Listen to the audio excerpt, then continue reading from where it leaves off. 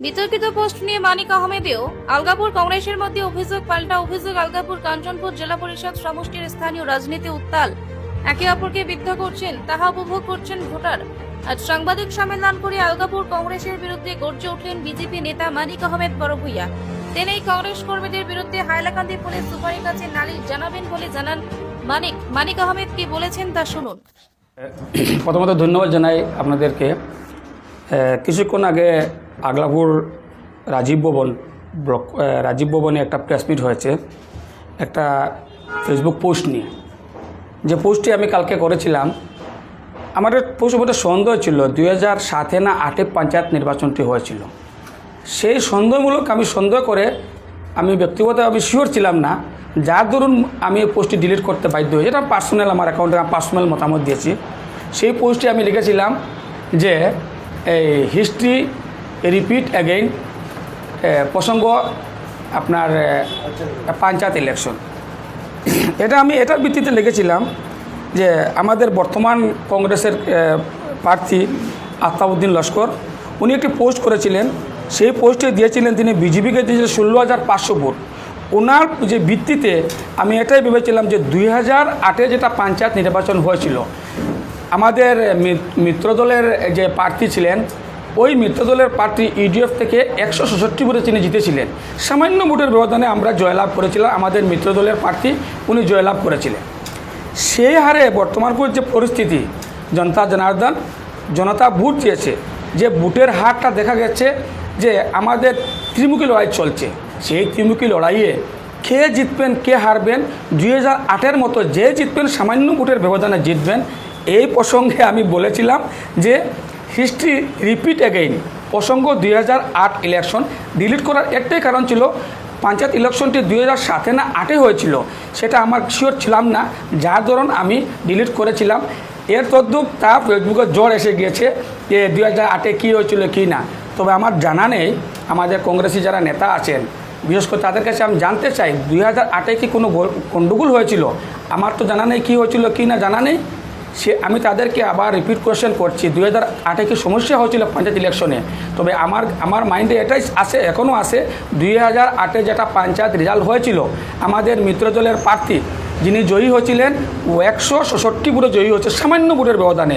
Same তদ্রুপ 2025 panchayat election যে ত্রিমুখী লড়াই চলছে, যে জিতবে তবে আমাদের জিত নিশ্চিত, কিন্তু জিত হবে সামান্য ভোটের ব্যবধান, জিত হবে, ত্রিমুখী লড়াই চলছে। সেই ভিত্তিতে আমি করেছিলাম আবার রিপিট হচ্ছে 2008-এর ইলেকশনটা। কিন্তু দুঃখজনক ব্যাপার, আজকে ওদের কোনো নেতা নেই, লিডার নেই। আমার জানা মতে কংগ্রেসের যিনি লিডার, উনি বহু শিক্ষিত, ব্লক কংগ্রেসের প্রেসিডেন্ট নুমান মিয়া, উনি হচ্ছে অ্যাডভোকেট, উনি বহু শিক্ষিত মানুষ। ওদের কোনো শৃঙ্খলা নেই। একটা প্রেস মিট দিতে হলে ওদের শিক্ষিত যিনি আসেন ওনার পরামর্শ নিয়ে দেওয়ার কথা ছিল।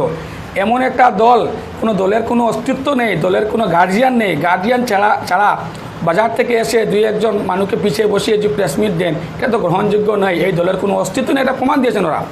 তার সঙ্গে আমি হাইলাকান্দির প্রশাসনকে আমি দৃষ্টি আকর্ষণ করে বলছি, ওরা বারবার প্রশাসনকে বুড়ি আঙ্গুল দেখাচ্ছে। আপনারা জেনে নিন, আসামে মাননীয় হেমন্ত বিশ্ব শর্মার সরকার, এই সরকার দুর্নীতি দমন করা সরকার। এই সরকারে কংগ্রেসের আমলের যে গুন্ডাগর্দি, এটা চলবে না এই সরকারে। সবকা সাথ সবকা বিকাশ সবকা ভরসা নিয়ে এই সরকার চলছে। সর্বধর্ম নামক শান্তিতে আমরা বসবাস করছি। ওরা বারবার একটা কথা উল্লেখ করেছেন, ওরা কিনা কাফন নিয়ে ঢুকবেন, ওরা এই করবেন সেই করবেন। ওদের কংগ্রেসের দিনে গুন্ডাগর্দি শেষ। এই সরকারে, হেমন্ত বিশ্ব সরকারে, মোদিজির সরকারে এইরকম গুন্ডাগর্দি চলে গেছে। যেমন ইউপিতে আমাদের আছেন যোগী আদিত্যনাথজি, উনি সন্ত্রাস দমন করছেন। তো সেম তদ্রুপ আসামের মাননীয় মুখ্যমন্ত্রী আসামের সন্ত্রাস সিন্ডিকেট দমন করছেন। আমরা নিজে গর্ব অনুভব করি, এইরকম সুষ্ঠু সরকারের আমরা কাজ করছি, এইরকম সুষ্ঠু সরকারের পক্ষে আমরা কাজ করছি। ওরা বারবার বলেছে ওরা কাপড় নিয়ে ঢুকবেন, ওরা বসে থাকবেন না, এই করবেন সেই করবেন। তোর সঙ্গে আরেকটা কথা আমি বলতে চাই, ওরা একটা কথা উল্লেখ করেছে, আমাদের হাইলাকান্দি ডিস্ট্রিক্টের জন্মদাতা মরহুম শহীদুল আলম চৌধুরী, এরপরে রূপকার আমাদের মাননীয় মন্ত্রী গৌতম রাম, ওদেরকে আমরা অশেষ শ্রদ্ধা করি। আর দিদিবার আমরা এগেনস্ট থাকতে পারি, কিন্তু ওদেরকে অনেক শ্রদ্ধা করি। একজন জন্মদাতা শহীদুল আলম চৌধুরী, যার হাত ধরে হাইলাকান্দি ডিস্ট্রিক্টের নাম এসেছে আর যার হাত ধরে হাইলাকান্দি ডিস্ট্রিক্ট সেজেছে, ওরা একটা প্রেস মিট ওপেন বলেছেন শহীদুল আলম চৌধুরী নাকি গৌতমরা কি একটা পঞ্চায়েত নির্বাচন কী করে আমি জানি না, ওদের কাছে তথ্য আছে, ওদের প্রমাণ সহকারে দিতে হবে 2008-এর ইলেকশনে কী হয়েছিল এটা প্রমাণ দিতে হবে। এইরকম দুজন ব্যক্তি, যে শহীদুল আলম চৌধুরী আমরা শ্রদ্ধা করি, যে আমাদের গর্ব, শহীদুল আলম চৌধুরী আমাদের মিত্রজলের নেতা ছিলেন, আসামের মানে ডেপুটি সিএমের মতো পাওয়ার ছিল ওনার মতো ব্যক্তি, তারা যে এটা বদনাম রটেছে, আমি মানে রাজ্যের কাছে আমি বিচার চাই, প্রশাসনের কাছে আমি চাই ওদের উপরে কেন অত মিথ্যা এলিগেশন ফুটানো হচ্ছে। পাবলিক ভোট দিয়েছে, ভোট দিয়ে সামান্য ভোটে জয়ী হচ্ছেন আমাদের মিত্রজলের 2008-এর প্রার্থী। আবার আরেকটা ছেলে, ওনার নাম জানি না, ও বলেছে কি আলতাফ হোসেন নাম কি বলেছে ও বিজেপির কর্মীদেরকে শিখাবে, ও বিজেপি কর্মীদেরকে প্রাণনাশী হুমকি দিয়েছে, আমাকে প্রাণনাশী হুমকি দিয়েছে।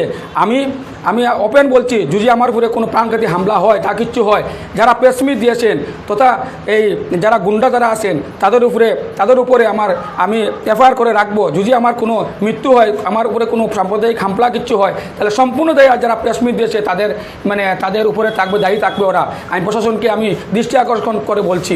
তোর সঙ্গে আরেকটা কথা বলছি, হেমন্ত বিশ্ব শর্মা সরকারে সিন্ডিকেট দমন করা সরকার, বিভিন্ন খারাপ জিনিস ব্যবহার করা সরকার, কিন্তু আমি নাম নিয়ে বলবো না, আগলাপুরে কয়েকটি যুবক আছে, তারা সুপারি সিন্ডিকেটের লোকের সঙ্গে জড়িত আছে। আমি মাননীয় এসপি মহোদয়, উনি যে হারে আসামের হাইলাকান্দি ডিস্ট্রিক্টের যে ইলেকশনটা শান্তিপূর্ণভাবে উনি যে শান্তিপূর্ণভাবে যে ইলেকশনটা সম্পূর্ণ করেছেন, আমি ওকে জোর হাতে আমি নমস্কার জানাই, ওকে শ্রদ্ধা জানাই। উনি আমাদের শান্তিপুর হাইলাকান্দি ডিস্ট্রিক্টে যেভাবে আমাদের শান্তিপূর্ণভাবে যিনি ইলেকশন প্রচার করেছেন, যেভাবে সুন্দর করেছেন, আমি ধন্যবাদ জানাই ওনাকে। আমি ওনার কাছে জোর হাতে করে জুড়ে আমি আবেদন করছি, হেমন্ত বিশ্ব শর্মা সরকারের কাছে আবেদন করছি, যারা সুপারি সিন্ডিকেটে জড়িত আছে, আমি ওদের নাম নম্বর আমি এসপি মহোদয়ের কাছে আমি হোয়াটসঅ্যাপ করব, নাম পাঠাবো। ওদের মোবাইল ইএমআই নম্বর ট্যাগ করা হোক, ওদের মোবাইল নম্বর ট্যাগ করা হোক, ওরা কোন সিন্ডিকেট, আমি উইথ এভিডেন্স দিয়ে বলছি ওরা সিন্ডিকেটের সঙ্গে জড়িত আছে। রাত্রে 12টার পরে ওরা কীরকম সিন্ডিকেটের সঙ্গে জড়িত থাকে, আমি এভিডেন্স আর ওদের ফোন নম্বর ট্যাগ করা যদি হয়, ওদের মোবাইল যদি ইএমআই নম্বর দিয়ে ট্যাগ করা হয়, আমি 100% শিওর ওদের কয়েকজন ব্যক্তি আছে, নাম নিয়ে বলবো না, 4-5 জন সিন্ডিকেটের জড়িত আছে, অতি শীঘ্রই যাতে তাদের উপরে এফআইআর করে ওদেরকে অ্যারেস্ট করা হয়। ওরা কিন্তু কংগ্রেসের দলের মানুষ, সিন্ডিকেটের লোকে তারা জড়িত আছে। তোর সঙ্গে সিন্ডিকেট আজ কে চালাচ্ছে কে না, এটা আপনারা সবাই জানেন, আগলাপুর সবাই জানেন। আমি করে জুড়ে আবার এসপির কাছে আবেদন করছি, যাতে আমি ওদের নাম নম্বর দিয়ে ওদের ফোন নম্বর ট্যাগ করা হয়, ওদের মোবাইল নম্বর ইএমআই ট্যাগ করা হয়, দুধ কা দুধ পানি কা পানি সব সামনে আসে পড়বে। আবার বলছি, আমাকে প্রাণনাশী হুমকি দেওয়া হয়েছে। আমি একটা পোস্ট করেছিলাম, জাস্ট এটাই বলেছিলাম যে সামান্য ভোটে জয়ী হবে। এই পোস্ট করার কারণে ওরা পাগলা হয়ে গেছে, ওরা কি নাকি করবে, আমার বিজেপি কর্মীদেরকে মারবে, আমাকে প্রাণনাশী হুমকি দিয়েছে। তোর সঙ্গে তারা বলেছে কি করবে কি না, আমি বিচার চাই সবার কাছে। এই বলে আমার প্রেস মিট সমাপ্ত করলাম।